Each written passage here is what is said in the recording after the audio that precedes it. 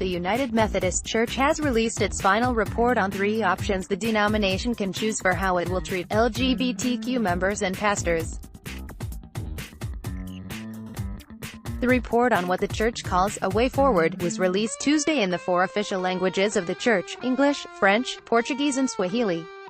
In announcing the release, the United Methodist News Service said the report will be presented at the February 2019 special session of the General Conference, the meeting of the denomination's governing body.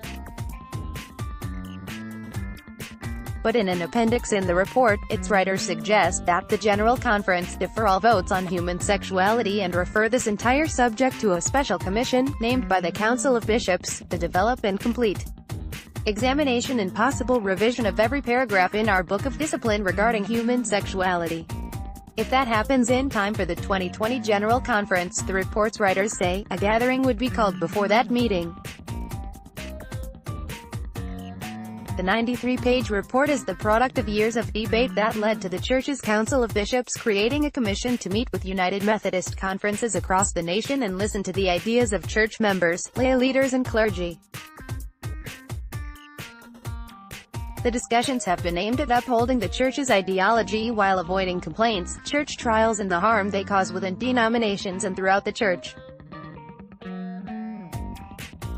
Much of the talk has been about whether the issues would split the Church and if so, what the broken pieces would look like. The Commission's report does not endorse any of the options proposed but explains each in the historical and theological context of the United Methodist Church and details how the Church would be organized under each. The options are: black small square the one church plan, in which the United Methodist Church remains united but in which no annual conference, bishop, congregation or pastor is compelled to act contrary to their convictions. For example, a pastor who believes same-sex marriage should not be sanctioned by the Church would not be required to perform same-sex marriages.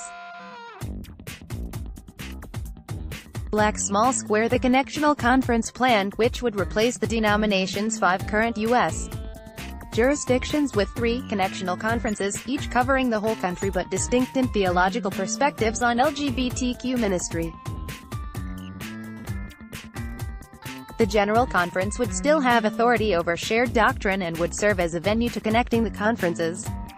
Black small square the traditionalist plan, under which the denomination would hold to the current language in the Book of Discipline, broadening the definition of practicing homosexual to anyone living in a same-sex marriage or civil union and anyone who publicly says they are gay. It would require every annual conference to enforce the ban on performing gay marriages and ordaining ministers who are gay. Annual conferences that don't promise to enforce the ban would be encouraged to form something similar to an autonomous, affiliated or concordat church. As of 2021, those conferences would not be allowed to use the United Methodist name and logo and would no longer receive money from the United Methodist Church. Local churches that wanted to uphold the ban, when their conferences would not promise to do so, could vote to remain within the denomination. In 2010, according to the denomination's website, the United Methodist Church had nearly 309 million members in the United States. It has 2 conferences in North Carolina, based in Garner and Huntersville.